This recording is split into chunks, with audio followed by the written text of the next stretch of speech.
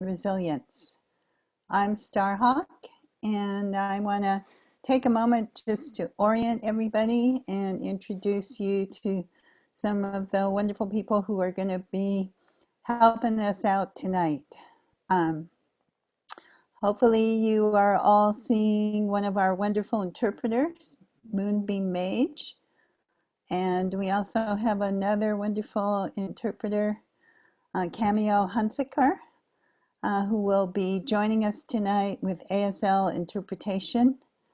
And I'll just say we're figuring out how to make that work with Zoom, which isn't exactly ideally set up for it.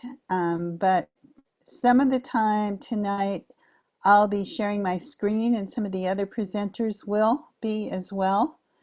And when that happens, what will happen is all the speakers will go into little tiny boxes, either on the side or on the top of your screen. You'll find that if you look up around the top that there you can choose a speaker view, or you can choose a gallery view, and you'll have, there's like 9 little boxes together in a square that will make all the presenters be little teeny boxes. There's 2 little rectangles on top of each other. If you click on that, then the presenters will line up and you'll see them a little bit bigger and more clearly. And that's probably what you want to click if you want to see the ASL interpretation. If you click on the single box, it'll be the speaker view, and all you'll see is the screen share and I think the person who's talking. So we can go over that. You can also, if you're having trouble, post something in the chat or in the Q&A, and we'll try to answer as we go along. Mercury's retrograde, so let's just all keep our fingers crossed that we can make this work for everybody and make it accessible and welcoming for everybody. I want to welcome a couple of other people, Diane Perazzo, who's very generously been doing closed captioning for our programs since this pandemic started and before.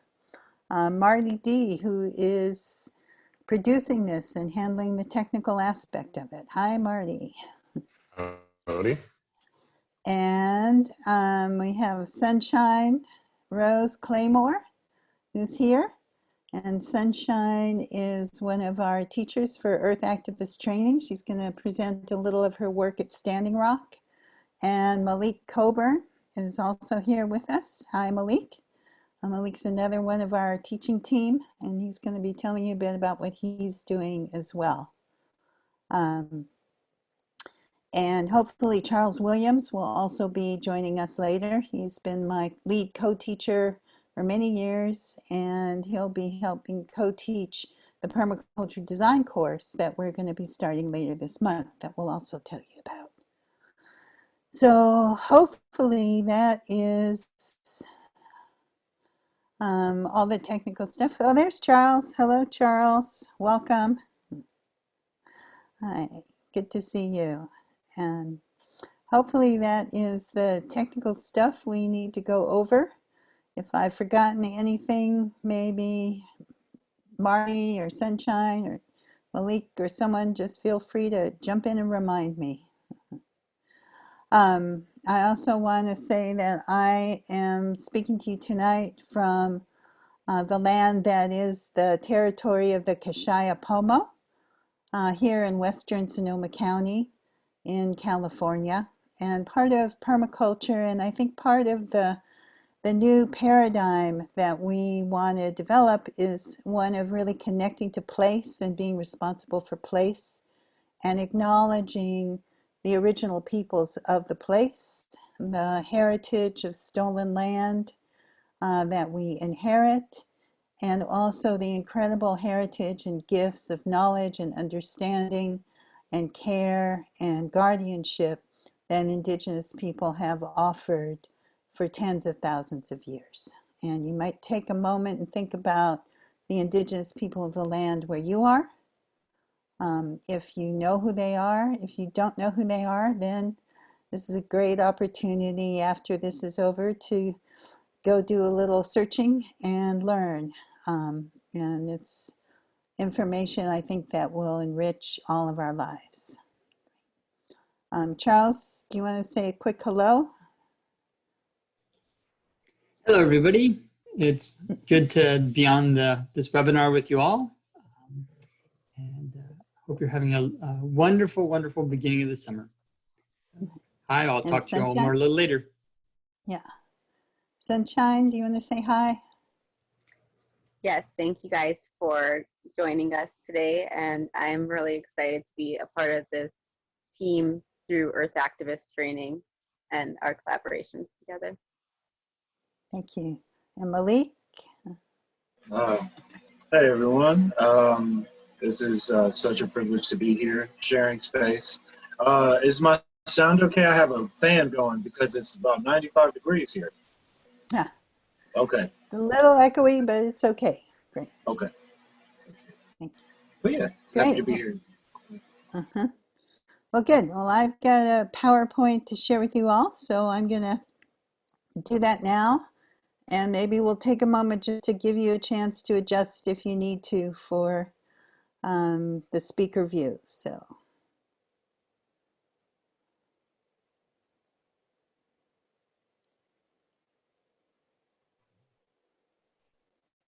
While you're setting that up, Star, just to clarify, everyone's locked into gallery view so that you can see the ASL presenters, so you won't be seeing the other options. Great.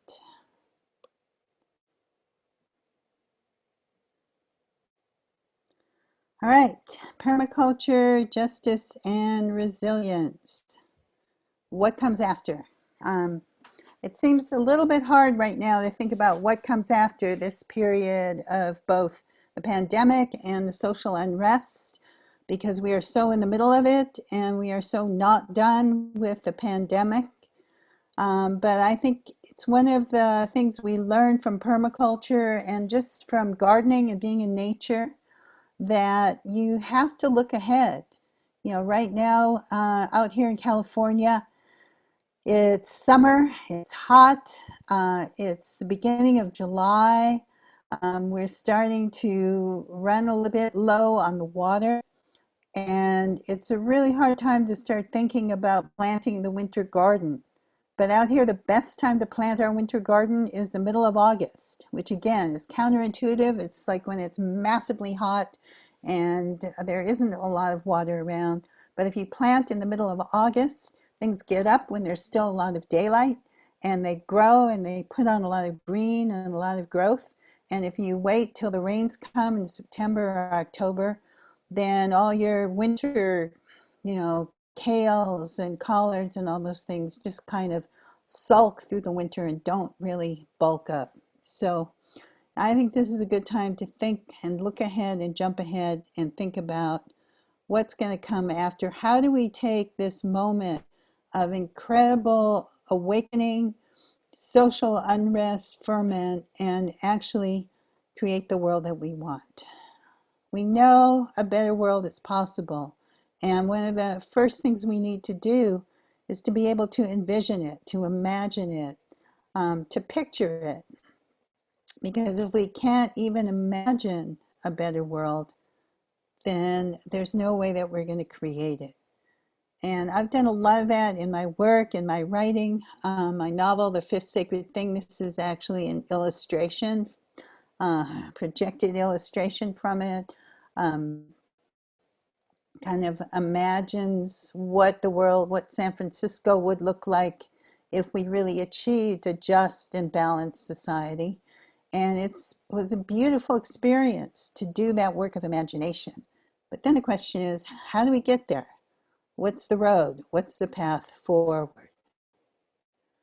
Right now, we're in the middle of coronavirus with no signs of letting up. And the world that we have is not such a beautiful one. It's a world of oil spills and nuclear accidents, of tar sands and extraction and exploitation, of fracking, of poisoning the earth, of climate change, and all of its, associated disasters, from drought to floods to fire. And along with it, the disasters of racism and all of the sister, brother, uncle isms that go with it, that keep us divided, that keep one group of people in charge and able to control the resources and the fates of others. In fact, it constantly brings to mind this quote from Bill Mollison, who was one of the founders of permaculture, that evil is stupidity rigorously applied. I think that could easily be the watchword of the Trump administration.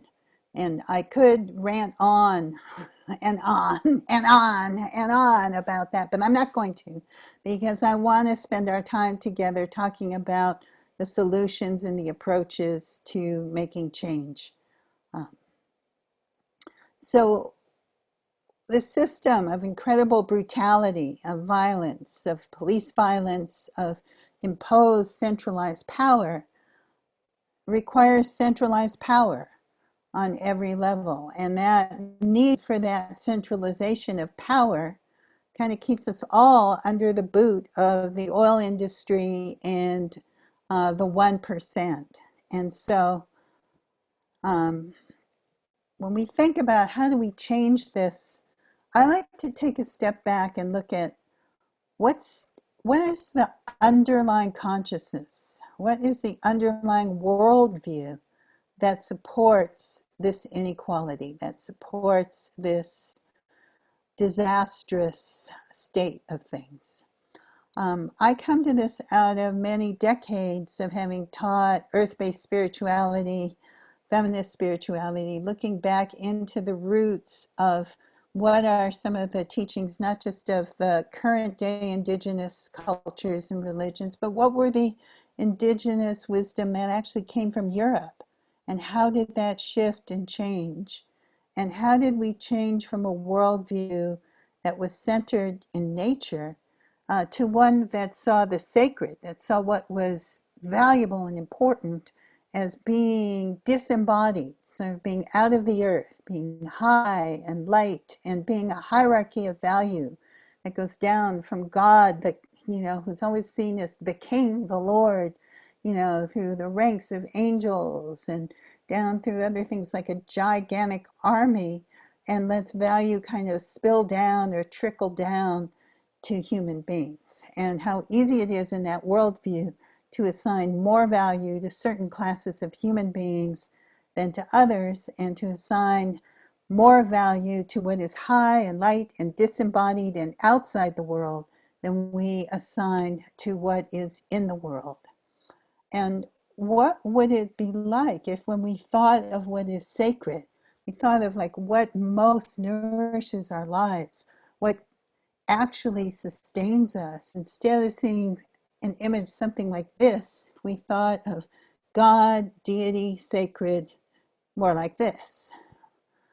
It doesn't maybe look so pretty on the surface, and yet the lowly worm, the earth, is this incredible producer of fertility, of life, of beneficial bacteria that feed the life of the soil, that feed the plants.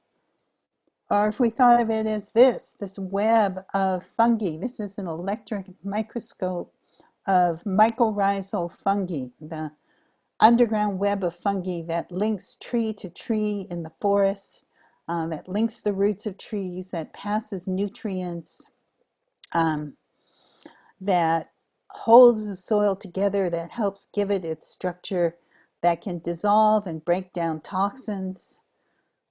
Or this, the chlorophyll molecule, the incredible engine of life and energy that takes sunlight and uses it to transform air and water into food that is the basis of all the nourishment on this planet.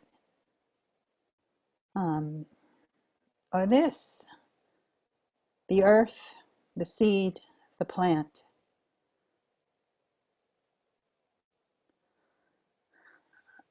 One of the ways that I look at change, I really like the work of George Lakoff, who is a linguist, and he talks about how we frame the world. The framing is the overarching kind of metaphoric structures that we live in. And this quote, he says, "Unless you frame yourself, others will frame you. The media, your enemies, your competitors, even your well-meaning friends." So what is your overarching view of the world? He talks about our political view, that there are two kind of key frames. There's the one frame that the country is a family, and that we tend to look at politics like that.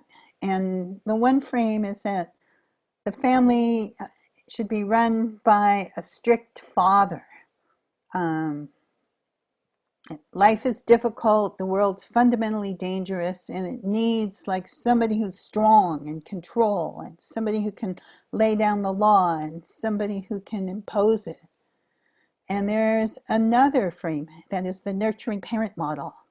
The model that says, well, actually, if the country is like a family's job is to take care of its members, to feed them, to nourish them, to make sure that they're okay, to take care of their health, to make sure they have the opportunity to grow and develop and express themselves and become what they can possibly be. And I think right now what we're seeing in this country is, I hope, a great shift away, a kind of rejection of this authoritarian frame and an embracing of the nurturing parent model. Because that authoritarian frame basically comes out of a worldview of scarcity. Since there's not enough to go around, you got to fight hard to get your bit of it and survive. And it's a dog-eat-dog world. Only the strong survive. And so it makes sense in that worldview. We fund the cops, we fund the military, we fund the prison, but we don't actually fund the things that nourish life and take care of life. The other worldview, the nurturing worldview, is a view of regenerative abundance. You know, that the world, that nature provides for us generously if we only know how to work with her. And so it's based on mutual aid rather than fighting and competition. That we are actually stronger when we help each other and take care of each other. And so we might fund our helpers, our teachers, our caregivers, and our social workers. This is actually a picture of my parents. I put it in here because they were both social workers. I feel like it's our family business. And it kind of makes me happy to see that we're at this point where people are saying, defund the police, bring in the social workers and the gardeners. And you may recognize that guy there, Malik. So what would the world be like if we replace the scarcity thinking with the goal of creating as much real abundance as possible?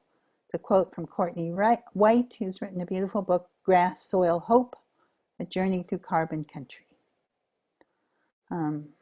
So permaculture basically asks this question: how do we design systems of regenerative and justly shared abundance?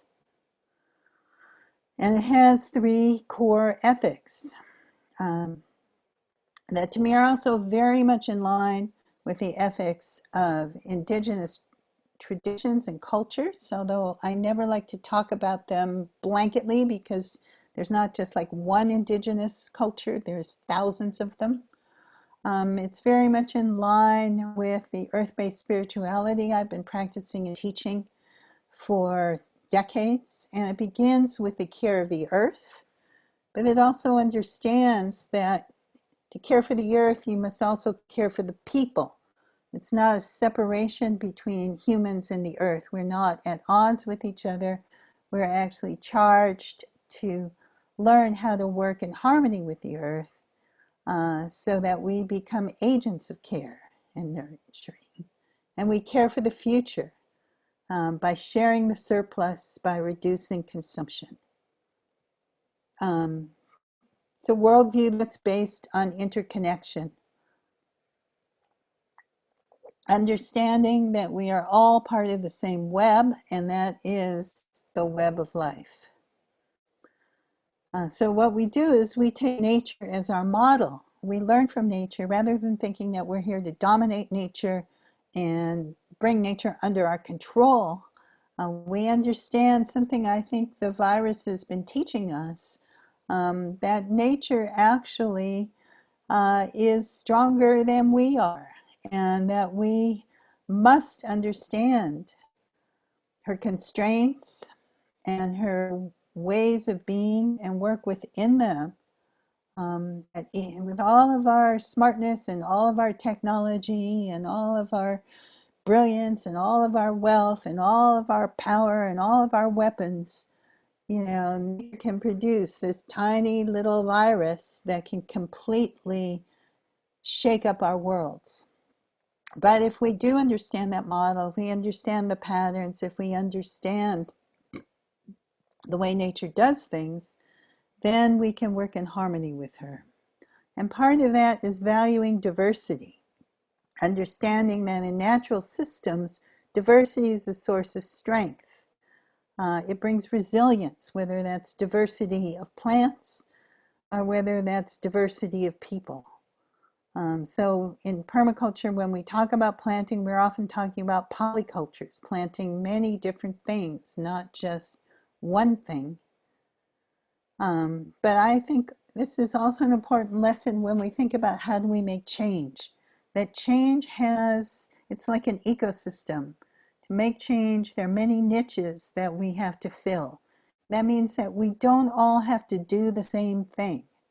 If any of you out there have ever been in these like fruitless political arguments about, why my tactic is better than your tactic, why aren't you all out in the streets, or why aren't you all registering voters, and instead of hammering at each other to do the same thing, again, the permaculture way of doing it, of designing it, would be saying, what are the different niches and how can we link them together in systems so that each one reinforces the other. So there's advocacy in all its forms, from lobbying to campaigning to doing media to building coalitions. There's resistance and protests, which we're seeing is so powerful right now and has been so effective. There's finding resources and funding for projects and building models and creating the things that you want to see happen, like building this garden in the Baby Hunters Point in San Francisco and some of the inner city areas. There's doing the research, getting the data. There's bringing lawsuits and legal challenges, which can be tremendously effective. We've just seen a couple of rulings come down about the Dakota Access Pipeline, which is a great example of how all of these different niches came together with massive protests and encampments, with massive people supporting those protests, either going to them or supporting them from far away. And finally bringing the lawsuits and the legal challenges, which just in the last couple of days have said, hey, that pipeline has got to shut down and empty itself because it was illegally set up. Sometimes you might feel that what you've done, has not succeeded, but change also takes time. And sometimes there are changes that you don't see, sometimes for years or even decades after you do the work. And there's elections. I've always been more a direct action, out in the streets kind of gal, but right now I think the elections and the voter registration and the work of trying to make sure that we have fair elections and that people have access to voting and safe voting and that we have candidates that we can work for, because there's some tremendously exciting candidates running. Maybe even if you're not the most excited by the presidential election, there are state level and local level elections that are really, really vital and have vital impact on people's lives. And when you put them all together, then you can make very, very powerful change. So thinking about political strategy, strategy itself is a design process. So when, myself and Sunshine, Charles, Malik, we all work with Earth Activist Training, which is our permaculture organization. And we teach permaculture design courses. We have one that's going to be starting online in just a couple of weeks. And we've done this for many years in person. It's going to be our first online effort. But we teach permaculture with a focus also on organizing and activism, on social permaculture, how we deal with people, and with a grounding in spirit.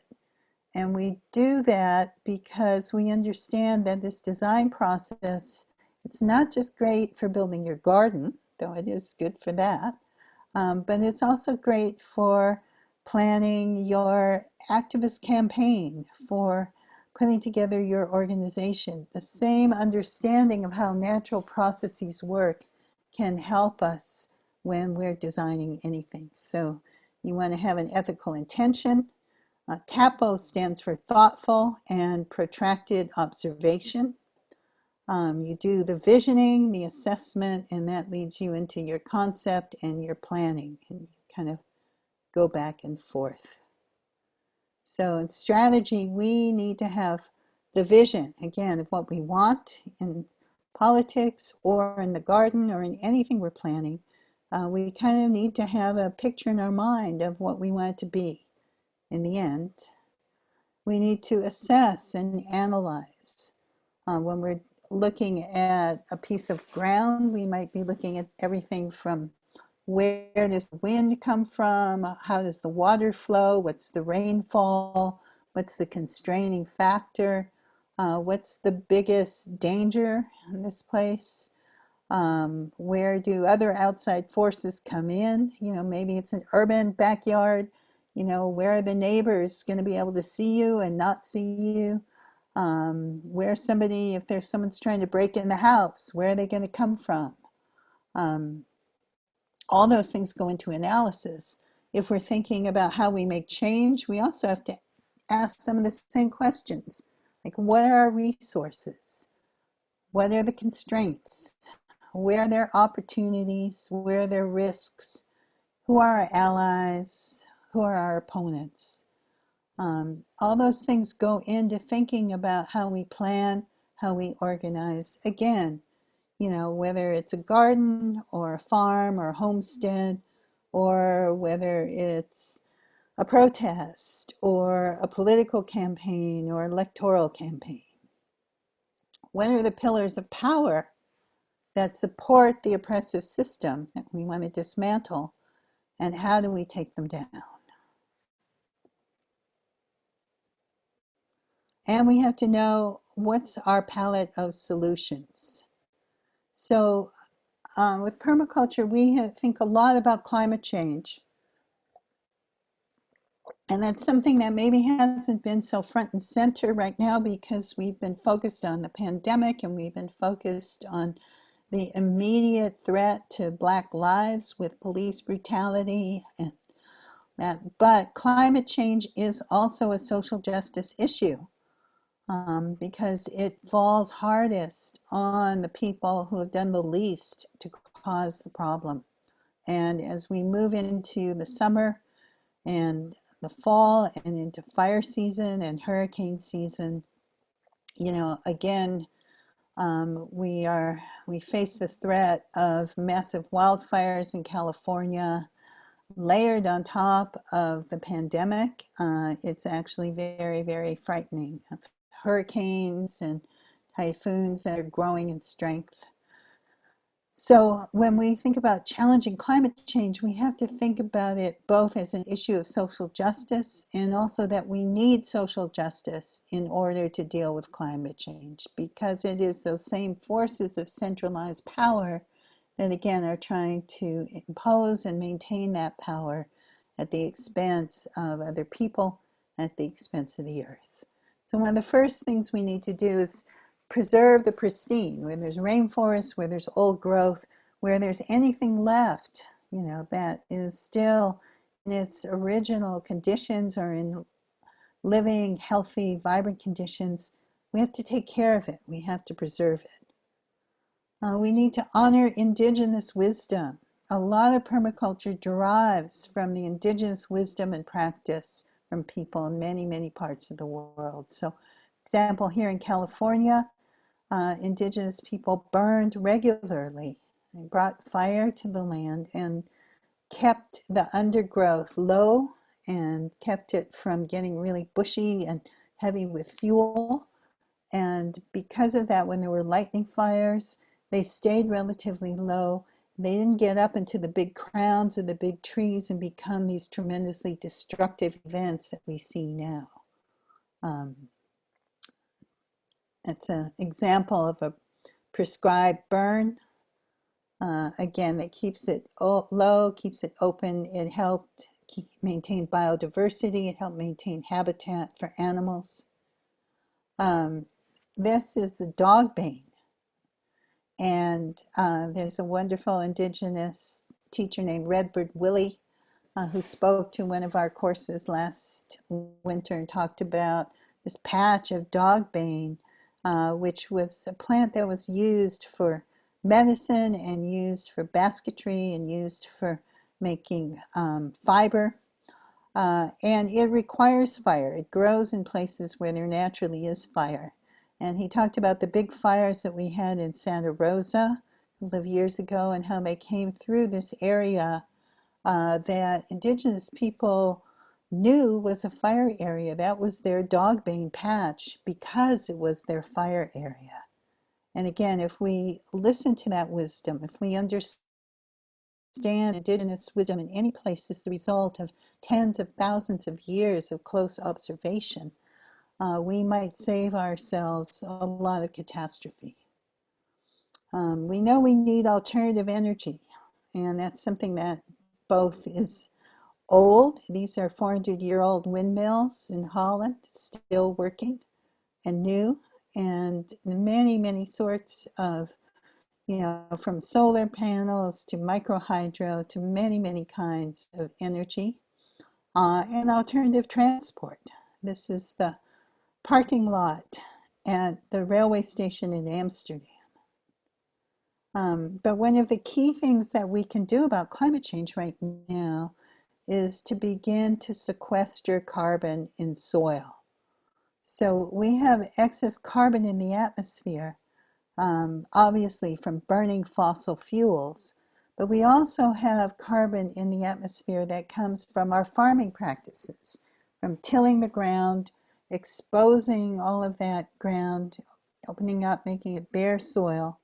And when it gets exposed to the air and the oxygen, the living carbon in it, the soil organic carbon, which we call humus, the stuff that makes soil fertile, oxidizes. It joins up with that oxygen, the carbon, the oxygen meet up, they hook up together and run off into the atmosphere as carbon dioxide.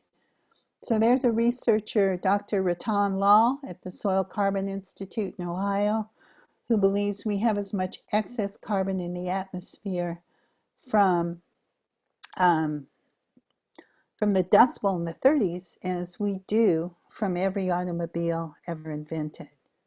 And that excess carbon causing global warming can be brought back, can be drawn down, transformed back into humus, into soil organic matter through photosynthesis using plants and their decay.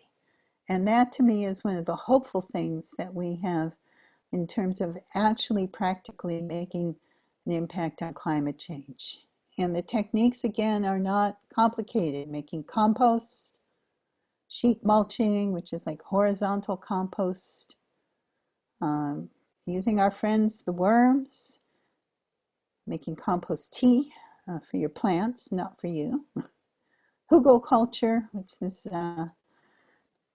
building like these big built up beds on top of wood and on top of downed logs and rotting wood that then become a source of carbon time. That's my co-teacher Alfred Decker in Europe that I often teach with. Making biochar, which is a form of charcoal that's made in a low oxygen environment, and that gets ground up, mixed in the soil, mixed with your compost, becomes kind of like a home for beneficial microorganisms. Switching to no-till methods, where instead of digging the ground up, you let things rot in place. You plant polycultures, and this is Singing Frog's Farm in Sebastopol, which is a beautiful example of no-till. Planting trees and perennial systems, so you don't have to dig the ground up all the time. This is our community garden we worked in for many years in Bayview Hunters Point. Food forests and agroforestry, creating systems that look like a natural forest, but actually everything in them is designed either to produce a yield or to feed the system itself. This is on my land out here in Sonoma County, with the olives and rosemary and other herbs, and one of our sheep. Another part of our Mediterranean food forest. In urban situations, having community gardens. I think one of the things with this pandemic is that so many people immediately went and planted a garden. And it's a beautiful thing to be able to grow some of your own food. And it's also a tremendous sense of security, of community, being able to feed people, back in the days when we could hold events, to hold them in the garden, to teach kids how to grow food and how to actually get their hands in the dirt and the soil. We can learn to rehydrate the earth. Part of global warming is, again, the drought, the drying out of the earth, capturing the rain, slowing it down, spreading it, sinking it in, building swales, which are like a ditch and a berm on contour that capture water so it can sink into the ground instead of running off. Many, many tools and techniques for water harvesting. There's something called holistic management. Alan Savory is the guy who came up with this, and it's a way of really restoring damaged dry lands and grasslands by using sheep and cattle, by using grazing. About half of the land area of the United States is used as grazing land. And if you graze it correctly, you can actually restore the health of the land. You can see on the left there the before and after pictures. And you do that by mimicking the way that animals move across grasslands. In a natural grassland, when there's predators, soil and grass and predators all co-evolved. And so you'd have massive herds of bison that would stay bunched up close together for protection from wolves. And they'd bunch up and they'd move and they'd eat the grass down hard. They'd churn it up with their hooves. They'd poo and pee all over it, fertilize it, and then they'd move on.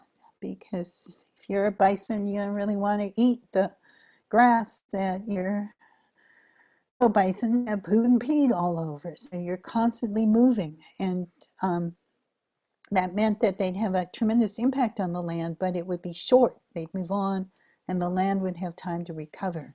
And what Savory figured out is that especially dry lands, need that kind of impact in order to thrive. And when you provide it, you can not only restore the grasslands and the water cycle, but you can also sequester carbon, take it out of the atmosphere and build it up as humus, as soil organic carbon. You do that by moving your livestock, keeping them in dense areas, usually with electric fences, and then moving them really often. And finally, around climate change and also around global justice issues, there's the idea that we need to localize. You know, I think the virus has shown us we need this for our security, that we need to have our own sources of our basic needs close by.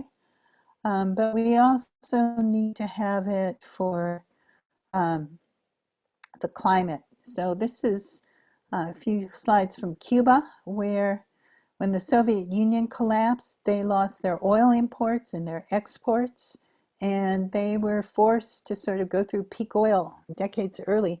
And one of the things that they did was they started growing food in and around their cities. This is an agroponico, food growing little farm right on the outskirts of Havana. And of course, in the tropics, you can grow this tremendous diversity of fruits, of vegetables. I was able to be there at a permaculture convergence, and we got to visit some of these little sistemas, these little gardens that people planted in their backyards, and had their permaculture club in this neighborhood and taught about permaculture and created these beautiful little diverse systems. They also found ways of moving things around without using fossil fuels. And in another part of the world, in London, there's a movement called the Transition Town Movement that started in Ireland and England with a guy named Rob Hopkins out of the permaculture world. And the idea is for communities to get together and really plan how to use the resources we have now to prepare for a lower oil, lower fossil fuel future. So in this neighborhood called Crouch End, Transition Group has done all kinds of interesting things, including this Food from the Sky, where this grocery store is selling food that's actually grown in this garden on top of the roof, which doesn't really get much more local than that. So think of the difference in fossil fuels between that and, you know, the average piece of food, they say, travels 1,500 miles before it gets to your plate.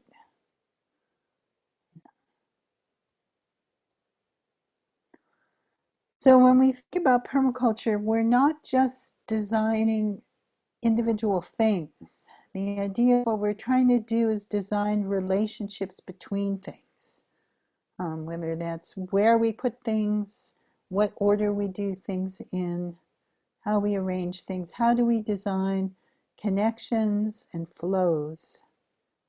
This is Chalice Well in Glastonbury, and what you're seeing there is a flow form, which is designed to move water in ways that aerate it, enliven it, and also look really quite beautiful. And that means building community. I always think if there's one antidote to climate change, and one important way of sustaining ourselves through COVID and through all of this, if I had to pick one word, that word would be community. City Repair is this amazing group in Portland, Oregon, that has taken intersections and turned them into gathering places. They've got this beautiful little bus that, this little truck that goes around with wings that can spread it out, and you can have a little gathering spot anywhere. And they have a little tea station where someone always keeps hot water there and anyone can have a cup of tea. They do a village building convergence where people get together and do natural building projects and again transform spaces that were private spaces into public spaces. There's another one of their Sunnyside Piazza based on the sunflower pattern. Teaching each other, sharing seeds, growing food, all of those things are part of community. And protesting, standing up for one another, standing behind people who are standing up and rising up for their rights.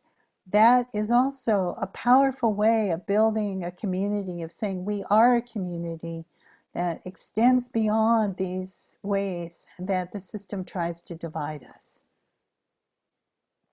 So one of my personal permaculture principles is feed what you want to grow. You know, if you want to grow, again, if you want to grow something in that model of nourishment and nurturing, then we need to feed and fund the things that are going to provide help and care and real, true benefits for people.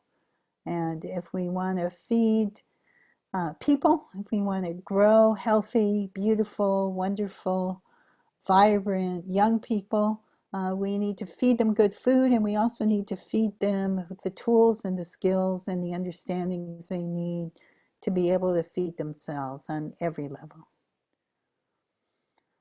And another permaculture principle that I think really applies to making change is the idea of the edge, that where two systems meet, you get this place of tremendous dynamism and diversity, like the edge of the sea where there's all these different niches for different kinds of life, like that place where the clowns meet the cops, and even where one movement meets another, you know, where Black Lives Matter and gay liberation and trans lives matter all meet up together. You get a tremendous sense of connectedness, of creativity, and of power. So how do we break through people's denial and take apart the destructive systems? Those are, I think, the big questions that we're all looking at now. We need to defend what we love, protect what we hold sacred. And when we do that, we kindle hope and wonder. We need to remember that creativity is maybe our one unlimited resource. When we employ it, then we'll all be saying, welcome to possible.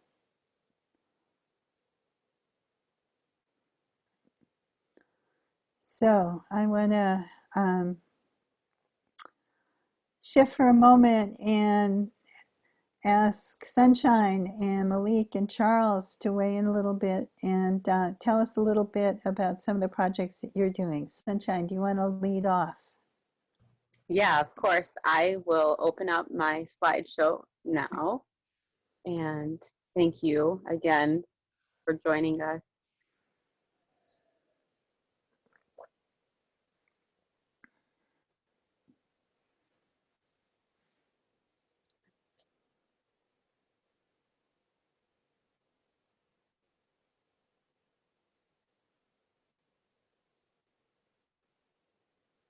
Okay, it's loading now, and I'm sharing the screen.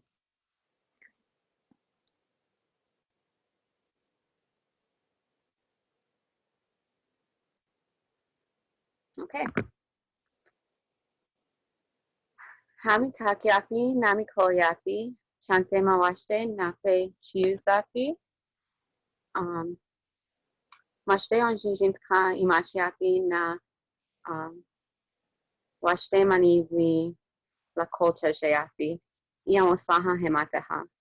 I welcome my friends and relatives, and I want to greet you with a hearty, heartfelt handshake. My name is Sunshine Rose, and my Lakota name is Woman Who Walks in a Good Way.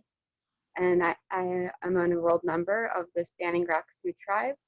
And a lot of people before asked where I was from, and saying the Dakotas, they didn't really understand. Now I feel that's changed a lot. And so most people know of our reservation because of the water protector camp we had in 2016 to 2017. I want to say thank you to the allies who stood with us during this camp we held in order to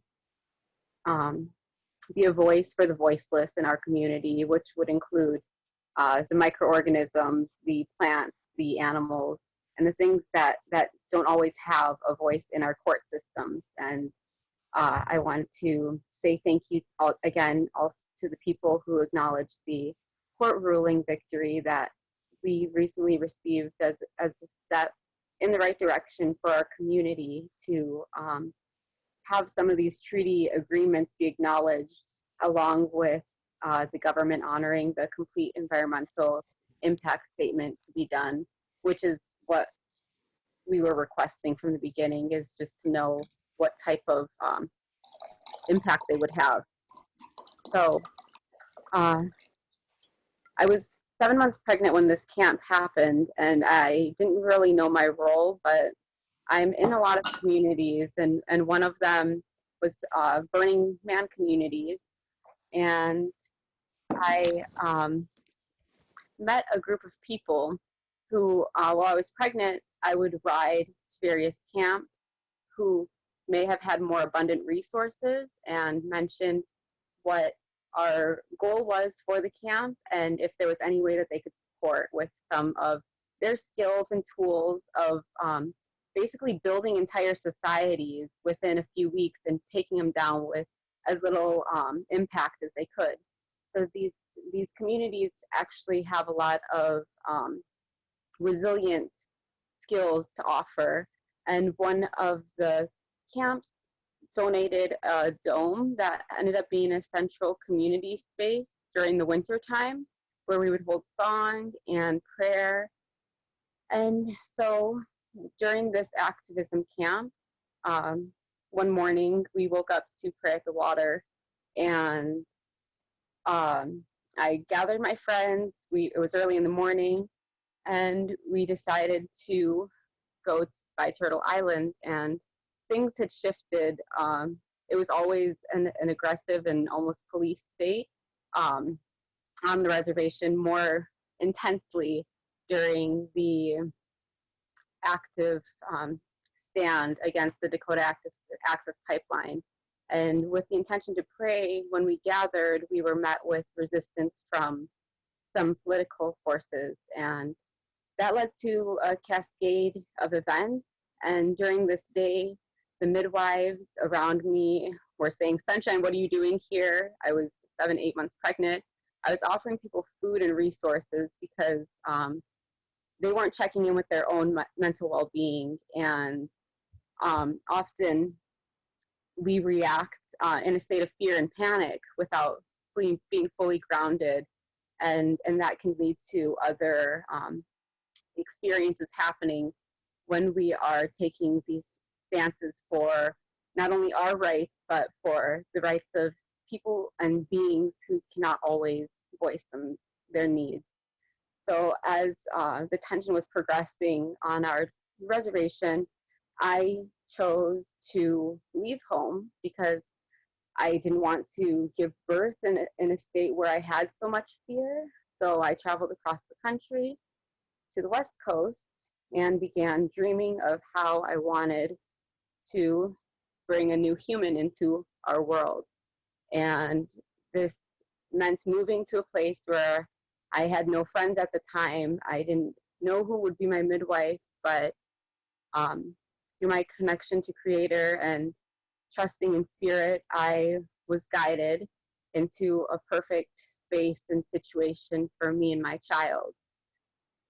Through this, shortly after my birth experience, the magical algorithms of the internet led me to Earth activist training. And I actually signed up thinking I was taking a permaculture design course, which actually a couple people in the training had the same impression, but I feel like it was nice, a magical weaving.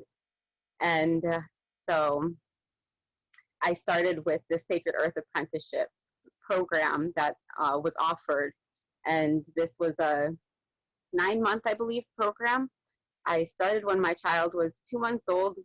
We left with my best friend at the time. Both of us had been honored with diversity scholarships.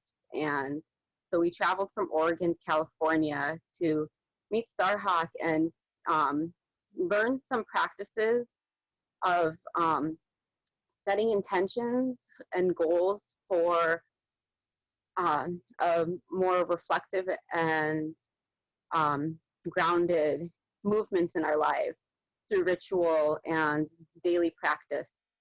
So my child grew in these 2 intensives a lot, and it was really a beautiful experience where we were able to distill herbs and really connect to the spirit elements of these voiceless beings around us, like our plants and our elementals, the wind, fire, the air, and the water. And that was a very powerful experience for me, which led to me deciding I'm taking the PDC. So the next January, I was accepted again into the Earth Activist program, and they allowed me to bring my child again and made it accessible for me as a mother with child, and it was exactly what I needed.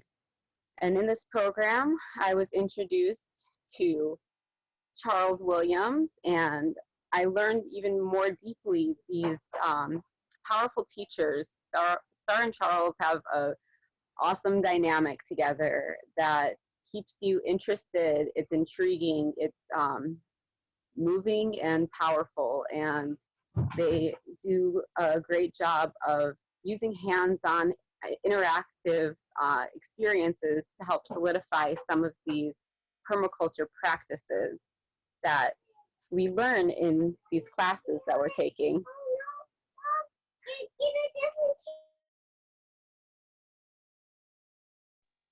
So one of Star's famous quotes is, "It's not permaculture without a spiral garden." And after my PDC, within a few weeks, actually, we had some tragedies in our group.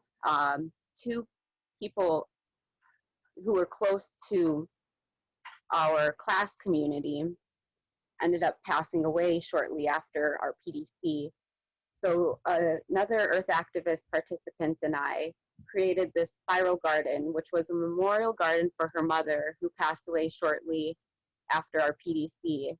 And this memorial spiral garden, I still got to visit last year. It's been a couple years since we installed it. But the spiral garden really is a mini permaculture activity that's beautiful and one of my favorite things to do. I kept building spiral gardens, more memorial gardens. This one is my Missing and Murdered Indigenous Women Memorial Garden. And I found that gardening became a great form of empowerment for me. I didn't need to depend as much on my food to be packaged in petroleum plastics and shipped across the world. And I learned that ideally a wild foraged and local diet would be an essential step to weaning ourselves off the polluting lifestyle that we've grown accustomed to in our society. So the plants that I chose to, that you see in this image, are some Areca raw sunflowers, Mandan lavender parching corn, and some Chaco Canyon beans. And these were indigenous seeds that I chose to plant in this memorial space. And I kept planting spirals. I'm sorry, I'm trying to go back. But I planted one at my grandma's, another healing spiral garden, where my mom hand painted the Lakota virtues in the 4 direction colors, and those are on the outside of the spiral. And I chose to put perennials in the spiral so that it would take care of itself over time. And so this year, in the top image, is the perennial spiral garden in its full summer form. And I added some rose bushes and raspberries this year. I had a nettle volunteer outside of the spiral garden, and it's really been great to watch it evolve through the seasons and over time. So eventually, that same year, I took the permaculture teachers training for women. I was already on a path to being an environmental science educator in my college career, but I didn't really like the traditional teaching setting. And so this training that Earth Activists held was hosted by Pandora, another Earth Activist instructor, and it really helped me understand dynamic classroom settings and offering engaging tools to develop communication through these situations that come up in class.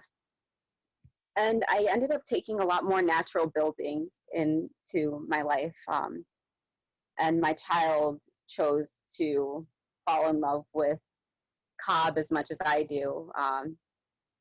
We took a lot of natural building empowerment classes, and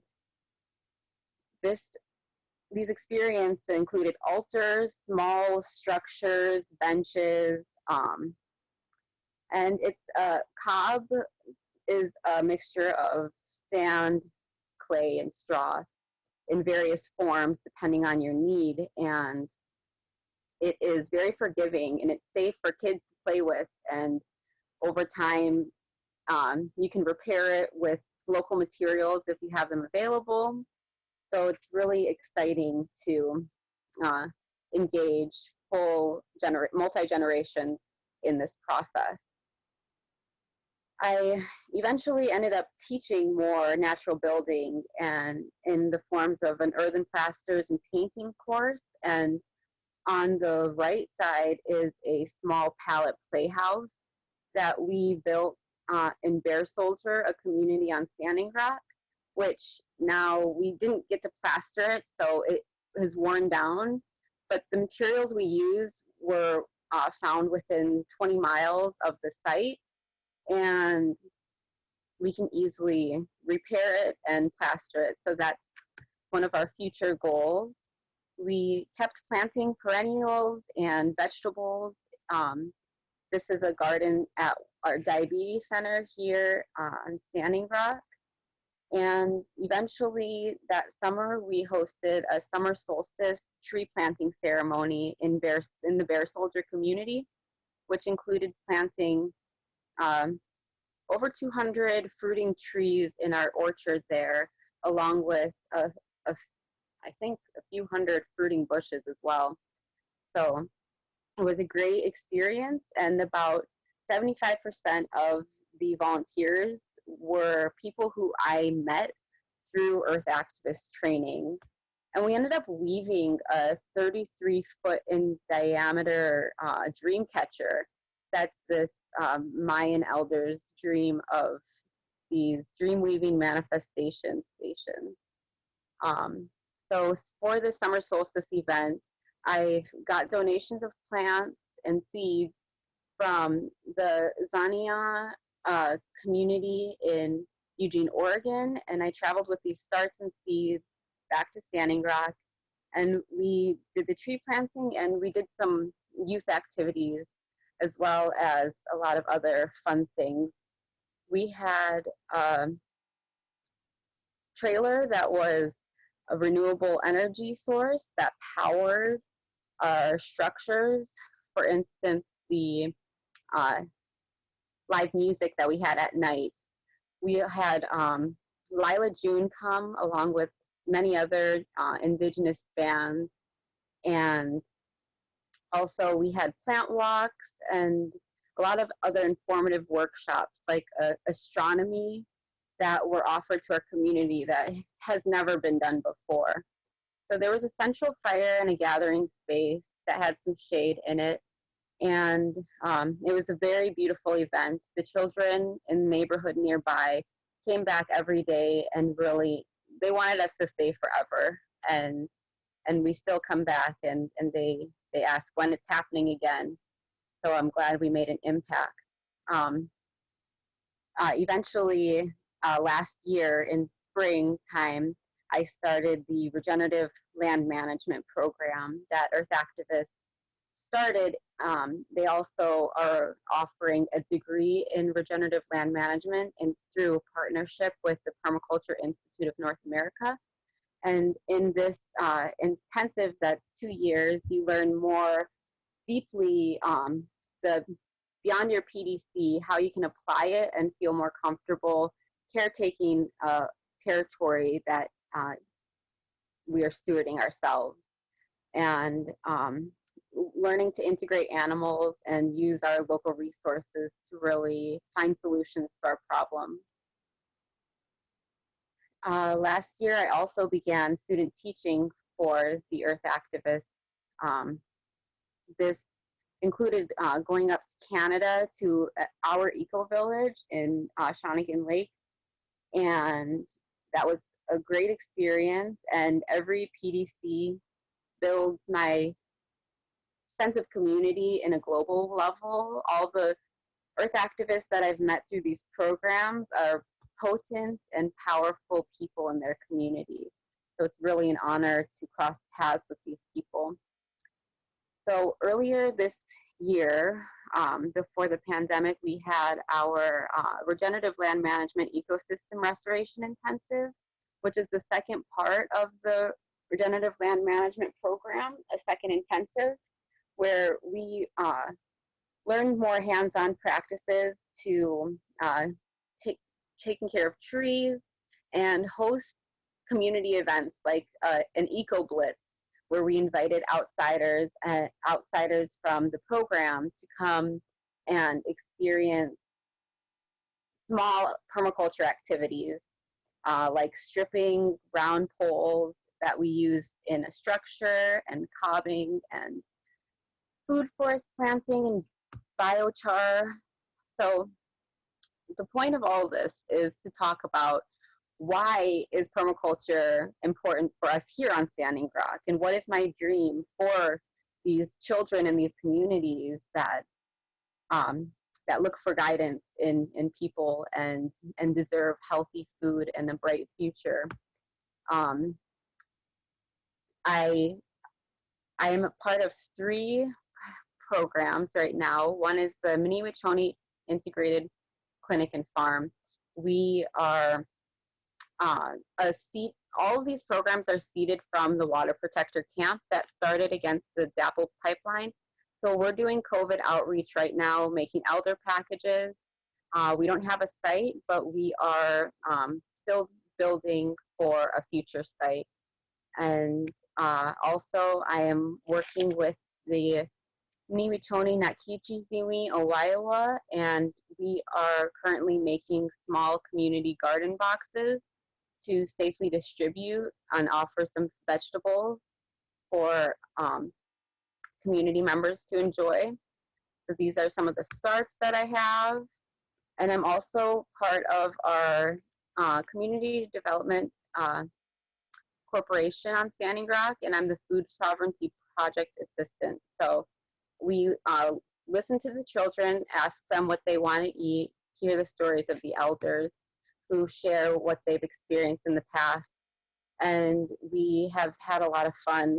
We planted 70 gardens so far in 8 of our districts, and we've been able to see these elders have their first harvest of the vegetables that they put in the ground. And so my goal through these trainings is to create system change in our communities and allow these dreams to come to fruition. So I really am grateful for you guys taking the time to hear about what we have going on still beyond. And I'd like to, I'll stop screen sharing and welcome Malik to talk about what he's doing over in Chicago. Oh, thank you, Sunshine. Yeah, it is truly a blessing to be here, and to you know, be willing to share these things. A bit about myself. Grew up in Chicago on the south side, in Potawatomi, occupied Potawatomi territory. and came up just in a bunch of different religious and cultural backgrounds, going to Catholic school in the day and Baptist church on Sunday and Jewish day camp in the summer. And was confused for a while, but after a while I sought to find common places of understanding amongst the different groups, and that happened to be within nature. Upon leaving Chicago, went to school out in Southern California, and was around mountains for the first time and not buildings, big tall buildings. And after a while, I would go into business classes. I was studying a little bit of marketing at the time and talk about trees. And people didn't really like that so much. And they ended up directing me. They were just like, you're talking about this and you're in this class, you should probably go talk to this person. That person was Pandora Thomas, one of the founders of the Black Permaculture Network, who connected me with Earth Activist training, where I was certified in permaculture in 2017, permaculture design, excuse me. Got my certification, and it was a great time. That was in 2017. Kept in touch with everyone because it just made a lot of sense to me. And it was something that I felt like, everybody could get behind. And after taking that course with Star and Charles, Nancy Clem, it was, just leading me in a direction to decide that this was what I wanted to do with my life. And I was, gifted the privilege to co-teach in January.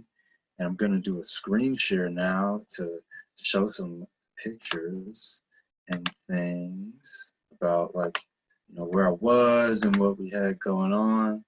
I don't remember the name of this cat, but this cat was there, and it was a very good companion while co-teaching, and definitely kept me grounded. And that was up in Cazadero. And yeah, that was this past January. And since then, things have been happening that are essentially some small scale intensive systems that I've been working with in Chicago, where I'm finding, the problem is the solution in many different ways. First off, there is this organization where I'm the environmental team lead at Save Money, Save Life, run by a Lakota woman, Londi Keep-Siegel, and a good friend of mine, Vic Mesa. So basically what we're doing there is finding cool ways to get certain things the attention they deserve, get food and things to families who need it, as well as what's called street medics. Street medics is essentially turning a problem into the solution, where in Chicago, amongst many other places, there are a lot of guns and a lot of people who, maybe don't have access to the resources they need, whether it be food or water. You combine those things with someone with a weapon who's angry and it's hot outside, things happen, and people's lives are taken from them prematurely. And this was a reality for me growing up. I don't know if anybody was in sessions before previously with the Empowering Collaborative Groups, but I had to take a step back for a bit because a friend of mine was murdered, and that wasn't the first, second, third, fourth, or fifth time. And it was always, very close. It felt like less than a degree of separation. And growing up in these circumstances, I found myself very, I don't know, it was too close for comfort. However, I knew I didn't want to take that route and wanted to focus more on what life I could bring, what opportunities that I could bring, because a lot of times these tragic things happen because people maybe don't have, wholesome things to do. But they're taking the right steps, it's just in the wrong direction. And to me, I find that, like, you know, through permaculture, I can figure out those parallels to, you know, not just be a street medic, but a vacant lot medic, or a backyard medic, for folks.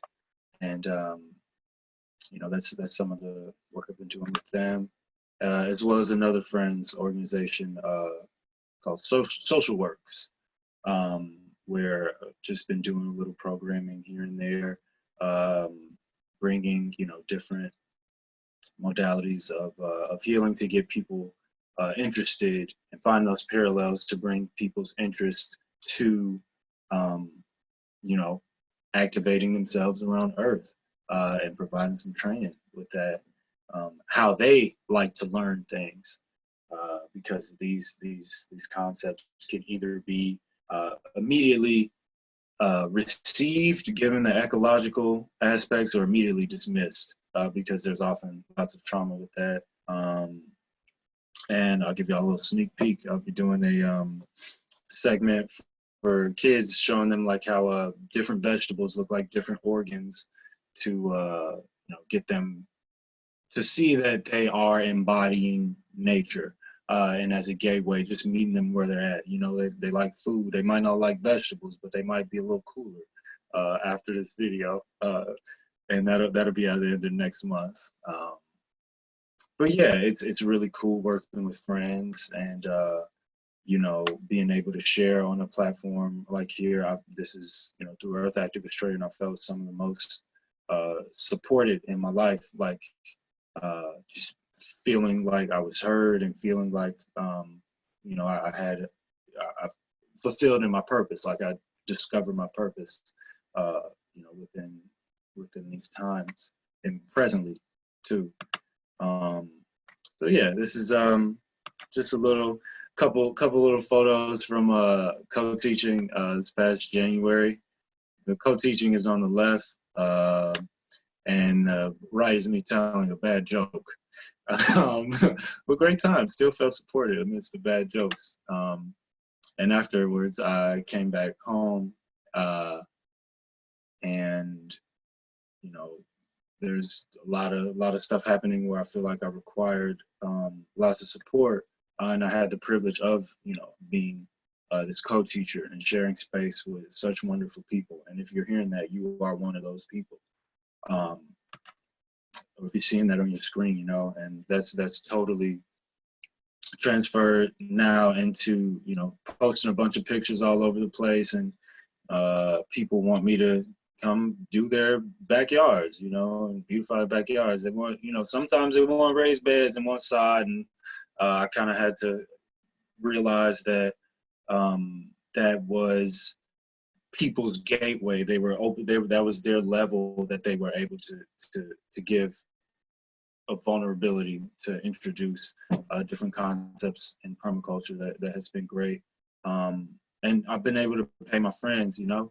I haven't found a way to pay myself, but you know, just coordinating these diverse teams of people who, you know, can be themselves, and we can do different skill shares, and they can learn how to build something for, you know, their loved ones, and then they can, you know, the gift multiplies, essentially. I've been doing that for the past few months.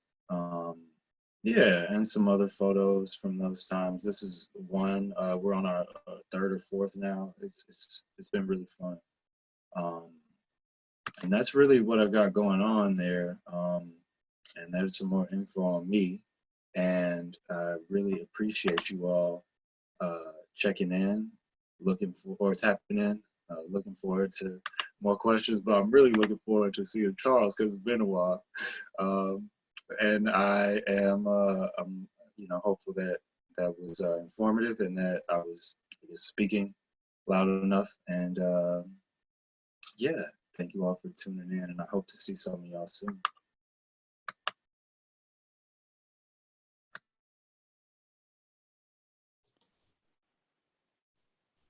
Thank you, Malik. And Charles, there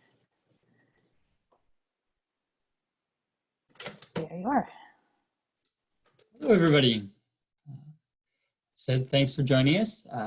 I come to you right now from the home of the Mi'kmaq people, the traditional unceded territory. And I want to tell you a little bit about what I've been doing and also what we'll be doing in the permaculture course coming up. So lately, I've been doing what I heard Noe Klein speak a while ago, and one of the things that she said was like, in crisis, people pick up what's laying around.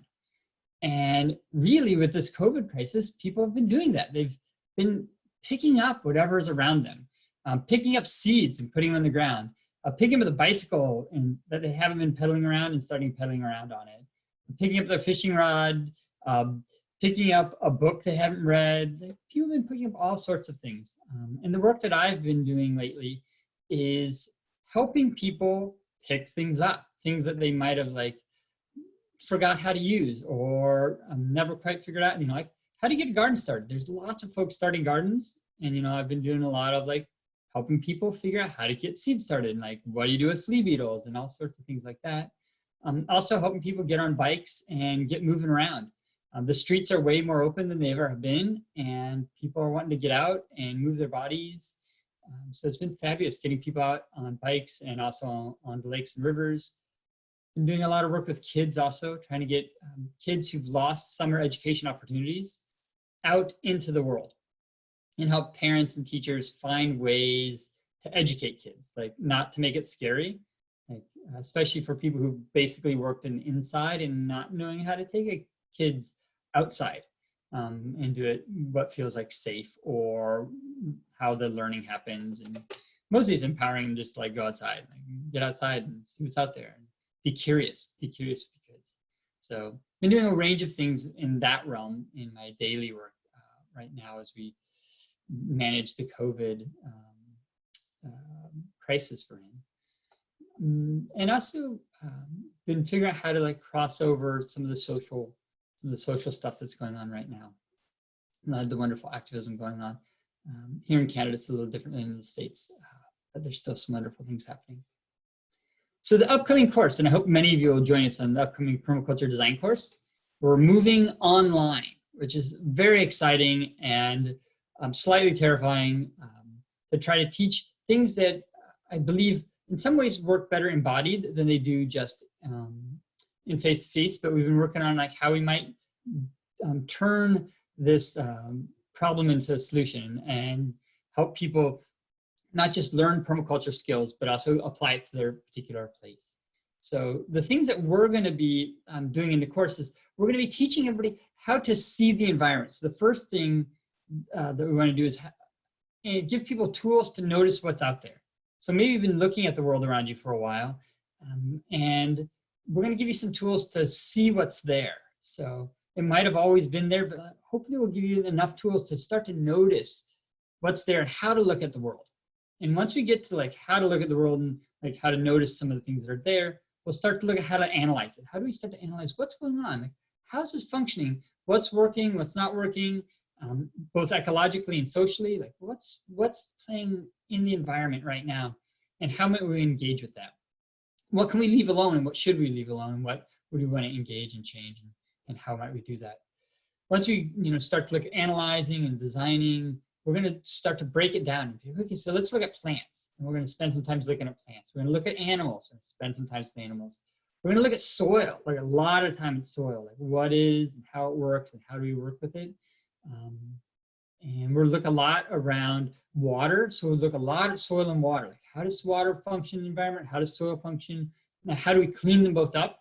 Because we're living in a world where all of our systems are degraded. So our water systems are polluted, our soil systems are denutrified and polluted. Like, how do we clean those up? So we'll be looking at some ways in which we want to like detoxify the environment. And there's actually a question in one of the chats here about sunflower seeds and detoxifying the soil, which is a great tool. We're using sunflower plants to detoxify things like lead. And we'll talk to details around like, how do you want to do that? What parts of the plants are toxic afterwards? What do you do with that toxic stuff afterwards? So starting to talk about how do we do some of that work? How do we detoxify our environment? So we'll talk about that. We'll talk about how do we heal the places that we live in, and then how do we enhance the places that we're in? And also, how do we leave places alone that are just doing just fine?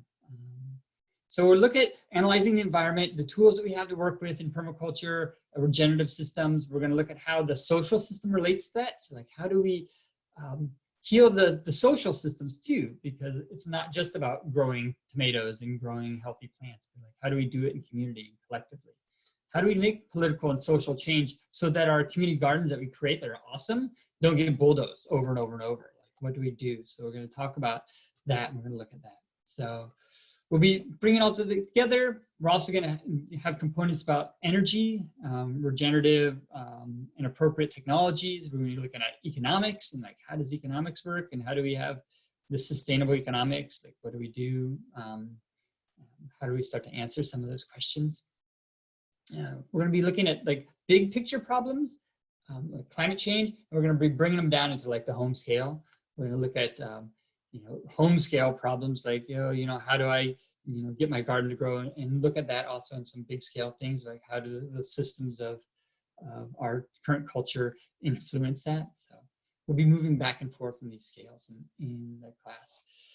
A lot of ways the permaculture class is like cartography of resilience. Is like the map of how do we make a resilient culture, lifestyle, homestead on all levels. So that's what we're going to be shooting for over the 15 weeks that we're going to be doing this course. So hopefully you'll be able to come join us for that. Over the course of the course, as we teach you pieces, as people learn pieces, you'll be doing a design, and that design at the end you'll be presenting to us. So it'll be a chance not just for you to learn about it, like hear us talk about it, read things and watch things, but you'll be doing that. We're going to be encouraging you to make base maps of your space, to start to design a space and figure out how it works, and look at the water systems and look at the soil systems around you. So if you want to learn about the theory, but also have at the end of it having practiced some of it, that's what we're going to be doing for the permaculture course. It's laid out so that we're going to be meeting once a week, and in that meeting we're going to talk about what was assigned for homework the week prior. There will be assigned readings, there'll be assigned some videos to watch, some PowerPoints, and then we'll have a class session where we debrief that. We talk about what was learned, we'll present some new ideas, and we'll make assignments for next week. So then you'll have a whole week to look through those assignments, do them, work on them. We'll have another class where we kind of look through, talk about what we just learned, how does it apply, build it all together, and then move on to next week. So we'll be doing that for 15 weeks, and we'll be meeting, I forget what day of the week it is. Thor will have to help me out with that. So that's our permaculture course. If you have questions about it, you can write us here in the chat, or you can email us separately, or check us out on our webpage where all the information is posted. And I'm going to open up for a few questions. So if you have a question, feel free to go in the little chat, which is at the bottom of your screen. Sometimes you have to like move your cursor down to the bottom of your screen to hit the little chat thing, and hit that. And if you have a couple questions or clarification, feel free to type in there, and we'll answer some questions as we have time that's left. The class is on Tuesday evenings.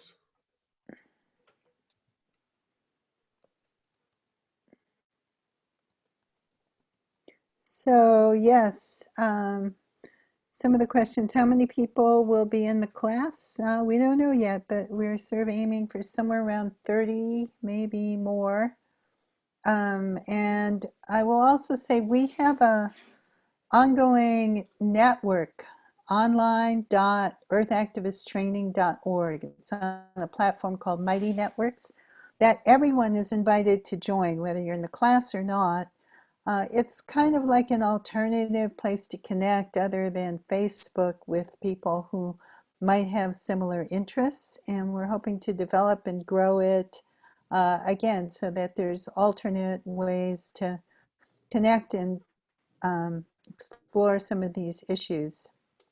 Let's see. Can we do this from Alaska? I would say yes. Say like a lot of the permaculture does focus on food growing, but that's not the only focus of it. And Charles and I are really working hard on figuring out how to make this class useful for people who have access to gardens. But we're aware that right now with COVID and people sheltering in place, a lot of people don't have the same kind of access to being outside or to volunteering or to doing things that you might have had at a different time. But permaculture it is gardening, but it's also more than that. It's about really understanding how we create systems that can meet our human needs while regenerating the environment around us. So it's not just gardening, it's also policy. It's also what do we advocate for and how do we do that in a way that can get maximum results with minimal uses of energy. There was a question earlier about bioremediation with sunflowers, and just say sunflowers are one of many different plants that have the capacity to uptake certain minerals or certain heavy metals and concentrate them and remove them from soil. So if you have, sunflowers particularly can do that with lead. So if you have excess lead in the soil, like a lot of people do in cities because of the residue of lead paint or because of the residue of lead gasoline over decades and decades.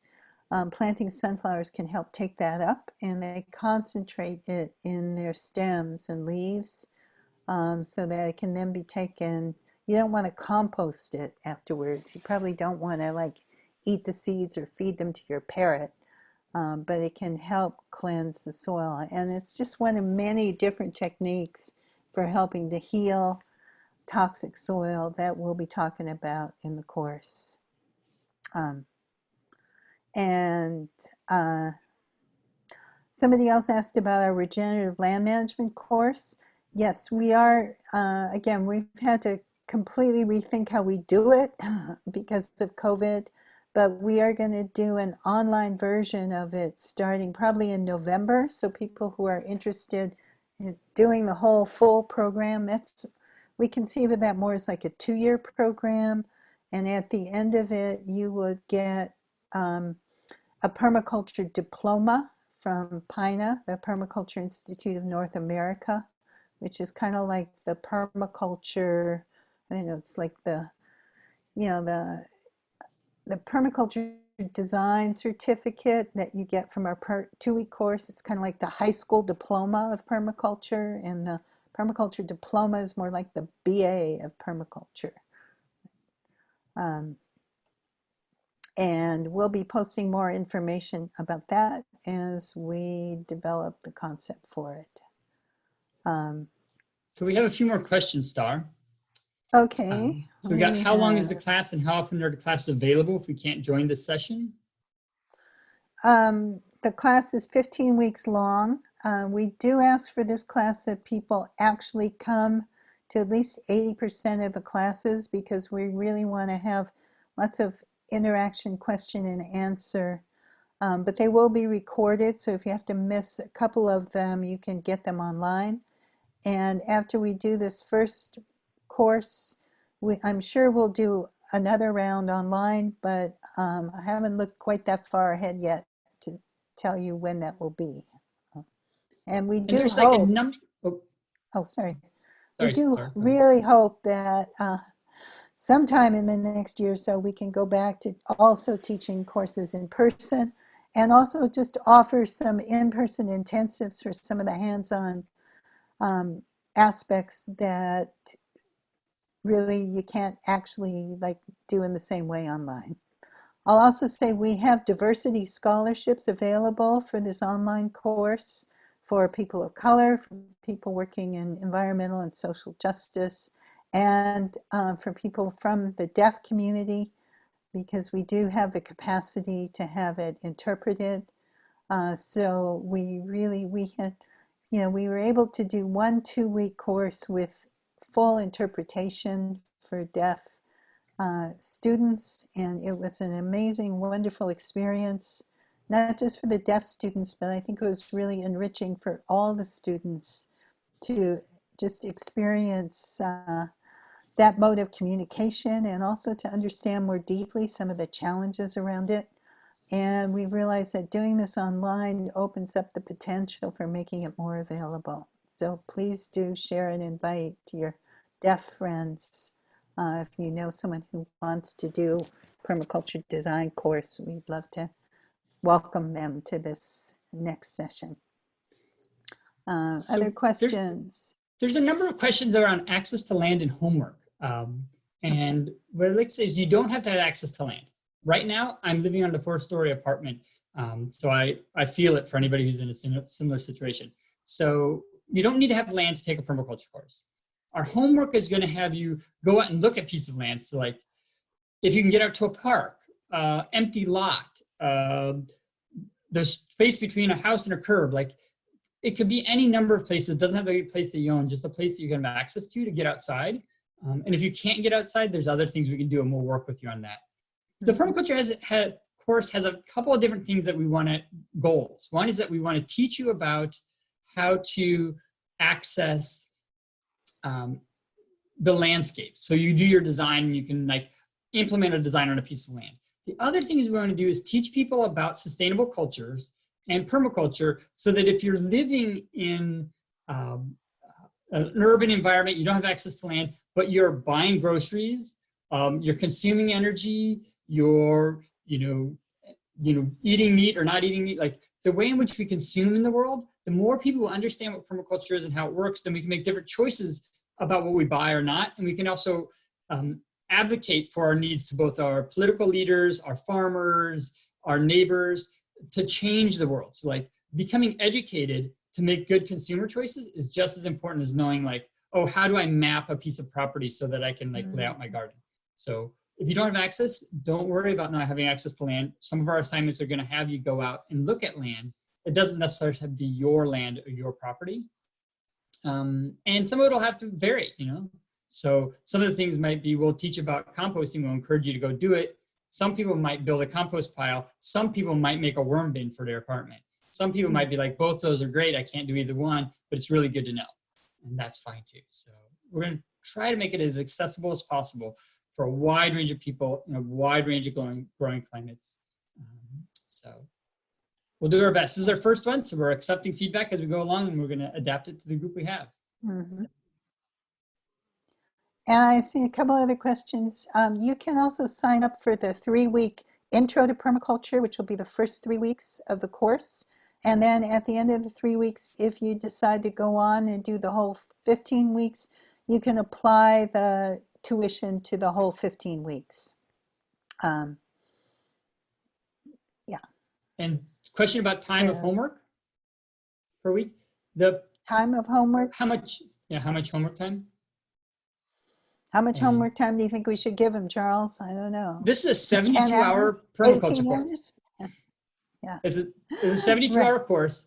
Our in-person time, so our weekly calls are going to be an hour and a half. So 15 hour-and-a-half calls minus 72 gives us roughly, somebody who's fast at math, who's not sitting on a screen trying not to make a mistake. Yeah. It'll be somewhere around 2 to 4 hours a week, depending on the week and depending on, your needs and stuff. And that's somewhat flexible, but I think the homework is really valuable. Some of it will be reading, some of it will be watching videos and other resources we put up. Some of it will be doing projects and actually doing things in your own home. So, and we're going to really try to tailor the projects again so that you can have access to doing them in different ways depending on your circumstance. So it is a time commitment, but I believe that it's valuable, and at the end of it, you will feel like you have really learned something and gained a bunch of new skills. And yes, you will have access to the videos after the course for some length of time. So. Great. I think we're just about at the end of our time now. Another question, can you do a project that concentrates on the social permaculture aspects? Yes, you can. Will it be applicable to Miami Beach? Definitely, yes. And I'm just trying to see if there's any last questions I missed. Composting in bear country. Ah, that is always an interesting challenge. I won't tell you about the permaculture course we had with bears like around the dining hall every night, and our poor students terrified to walk back to their tents. But there's a number of different approaches to that. You know, one is to have an indoor place where you can do composting and really keep it safe. Charles, do you have something to weigh in with on that? Yeah. So what you'll find when we start teaching the course, one thing we'll say is over and over, it depends. Like permaculture isn't composting.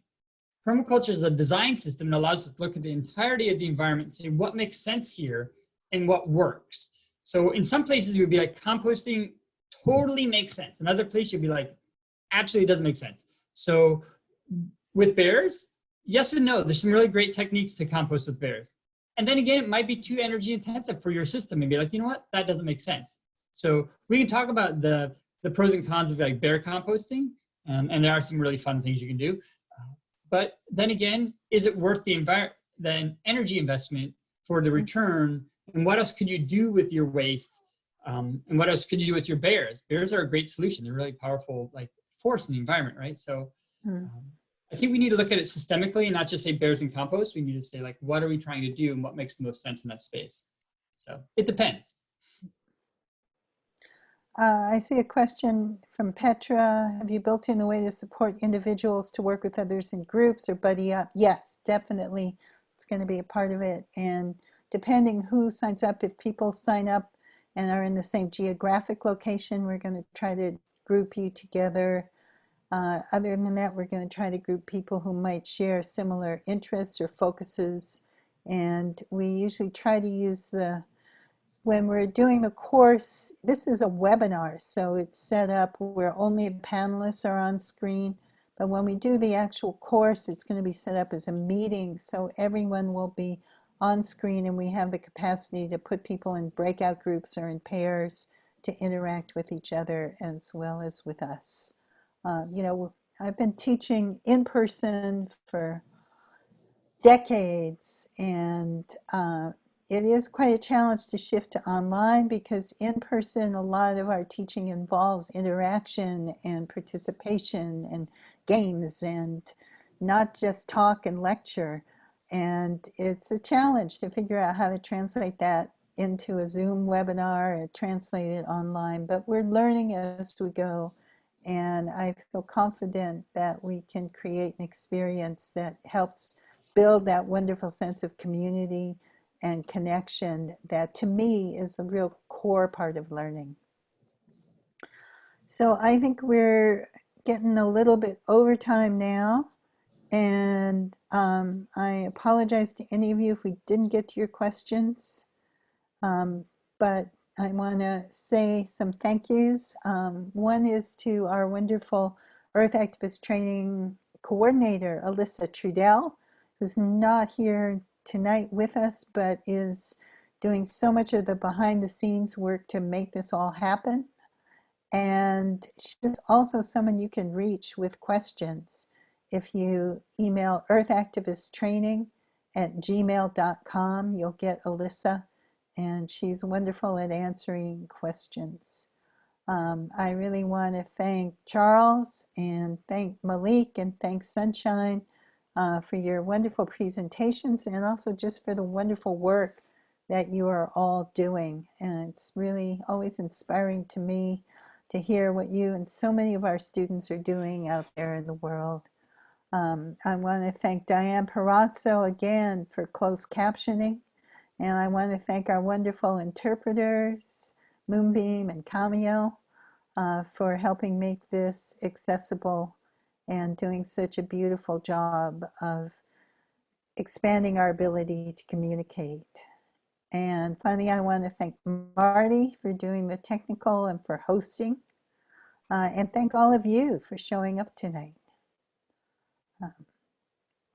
And we hope to see you again either on one of these webinars, in our permaculture design course, on our network, online.earthactivisttraining.org, or somewhere, maybe out in the streets or in the garden.